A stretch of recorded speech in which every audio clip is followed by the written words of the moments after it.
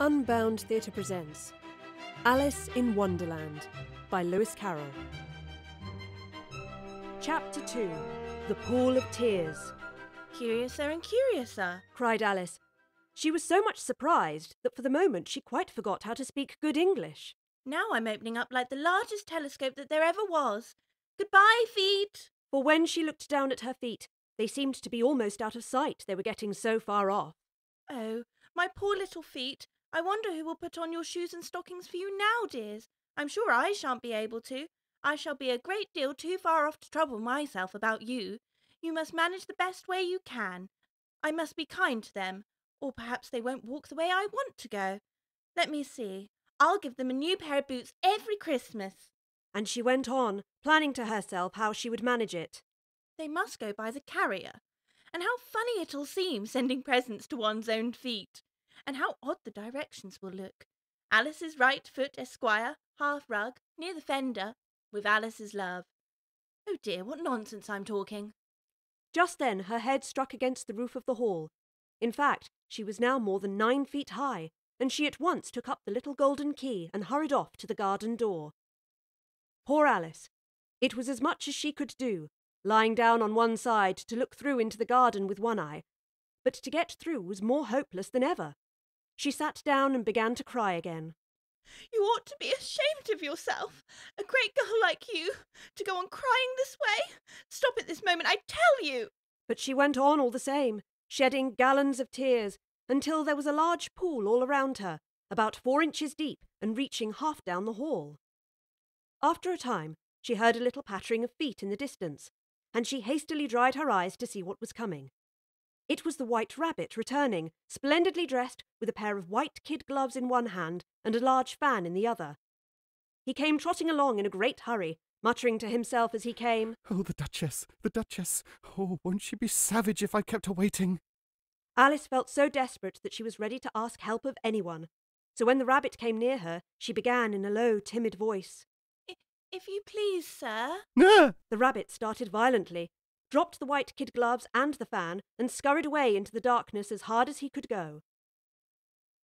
Alice took up the fan and gloves, and as the hall was very hot, she kept fanning herself all the time she went on talking.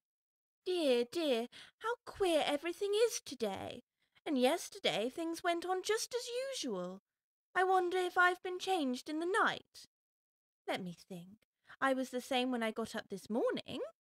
I almost think I can remember feeling a little different. But if I'm not the same, the next question is, who in the world am I? Ah, that's a great puzzle. And she began thinking over all the children she knew that were of the same age as herself, to see if she could have been changed for any of them. I'm sure I'm not Ada, for her hair goes in such long ringlets, and mine doesn't go in ringlets at all. And I'm sure I can't be Mabel, for I know all sorts of things, and she knows such very little. Besides, she's she, and I'm I, and, oh dear, how puzzling it all is. I'll try if I know all the things I used to know. Let me see. 4 times 5 is 12, and 4 times 6 is 13, and 4 times 7 is... Oh dear, I shall never get to 20 at this rate. However, the multiplication table doesn't signify. Let's try geography. London is the capital of Paris, and Paris is the capital of Rome, and Rome... No, that's all wrong, I'm certain. I must have been changed for Mabel. I'll try and say how doth the little... And she crossed her hands on her lap as if she was saying lessons, and began to repeat it. But her voice sounded hoarse and strange, and the words did not come the same as they used to do.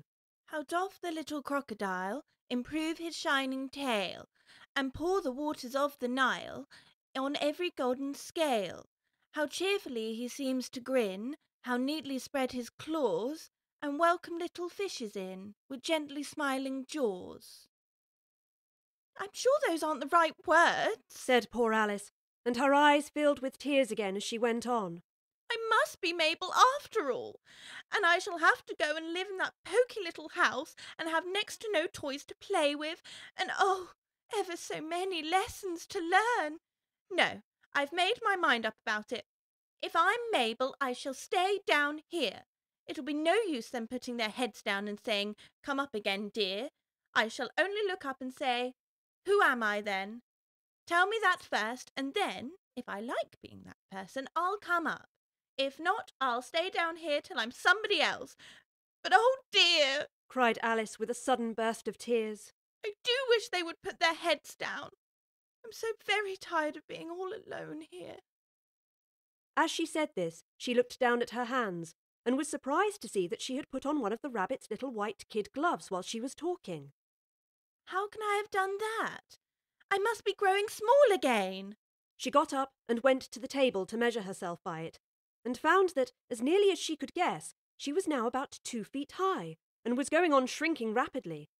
She soon found out that the cause of this was the fan she was holding, and she dropped it hastily, just in time to avoid shrinking away altogether. That was a narrow escape, said Alice, a good deal frightened at the sudden change, but very glad to find herself still in existence. And now for the garden. And she ran with all her speed back to the little door. But alas, the little door was shut again, and the little golden key was lying on the glass table as before. And things are worse now than ever, thought the poor child. For I was never so small as this before, never, and I declare it's too bad that it is. As she said these words, her foot slipped, and in another moment, splash! She was up to her chin in salt water. Her first idea was that she had somehow fallen into the sea. And in that case, I can go back by railway. Alice had been to the seaside once in her life, and had come to the general conclusion that whenever you go to the English coast, you find a number of bathing machines in the sea, some children digging in the sand with wooden spades, then a row of lodging houses, and behind them a railway station. However, she soon made out that she was in the pool of tears, which she had wept when she was 9 feet high. I wish I hadn't cried so much, said Alice as she swam about, trying to find her way out. I shall be punished for it now, I suppose, by being drowned in my own tears. That will be a queer thing, to be sure. However, everything is queer today. Just then she heard something splashing about in the pool a little way off, and she swam nearer to make out what it was. At first she thought it must be a walrus or hippopotamus, but then she remembered how small she was now, and she soon made out that it was only a mouse that had slipped in like herself. Would it be of any use now to speak to this mouse? Everything is so out of the way down here, and I should think it very likely that it can talk. At any rate, there's no harm in trying. Oh, mouse! Do you know the way out of this pool? I'm very tired of swimming about here. Oh, mouse! Alice thought this must be the right way of speaking to a mouse. She had never done such a thing before, but she remembered having seen in her brother's Latin grammar, a mouse, of a mouse, to a mouse, oh mouse. The mouse looked at her rather inquisitively, and seemed to wink at her with one of its little eyes, but it said nothing. Perhaps it doesn't understand English. I dare say it's a French mouse, come over with William the Conqueror. For with all of her knowledge of history, Alice had no very clear notion how long ago anything had happened. So she began again. Où est-ce que ma chatte? Which was the first sentence in her French lesson book. The mouse gave a sudden leap out of the water and seemed to quiver all over with fright. Oh, I beg your pardon, cried Alice hastily, afraid that she had hurt the poor animal's feelings. I quite forgot you didn't like cats. Not like cats. Would you like cats if you were me? Well, perhaps not. Don't be angry about it. And yet I wish I should show you our cat Dinah. I think you'd take quite the fancy to cats if only you could see her. Just such a dear, quiet thing. Alice went on, half to herself as she swam lazily about in the pool. And she sits purring so nicely by the fire, licking her paws, washing her face. And she is such a nice, soft thing to nurse, and she's such a capital one for catching mice. Oh, I beg your pardon, cried Alice again, for this time the mouse was bristling all over, and she felt certain it must be really offended. We won't talk about her any more if you'd rather not. We indeed, cried the mouse, who was trembling down to the end of her tail. As if I wouldn't talk on such a subject. Our family always hated cats. Nasty, low, vulgar things. Oh, don't let me hear the name again. I won't indeed, said Alice in a great hurry to change the subject of conversation. Are you fond of dogs? The mouse did not answer, So Alice went on eagerly. There is such a nice little dog near our house I should like to show you. A bright-eyed terrier, you know, with, such long curly brown hair, and it'll fetch things when you throw them, and it'll sit up and beg for its dinner and all sorts of things. I can't remember half of them, and it belongs to the farmer, you know, and he says it's so useful. It's worth £100, and he says it kills all the rats, and, oh dear, I'm afraid I've offended it again.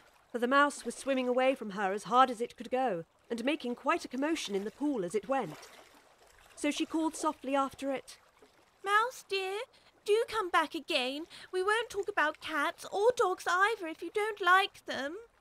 When the mouse heard this, it turned round and swam slowly back to her. Its face was quite pale, with passion, Alice thought, and it said in a low, trembling voice, Let us get to the shore, and then I'll tell you my history. And then you'll understand why it is I hate cats and dogs. It was high time to go, for the pool was getting quite crowded with birds and animals that had fallen into it. There was a duck and a dodo, a lorry and an eaglet, and several other curious creatures. Alice led the way, and the whole party swam to the shore.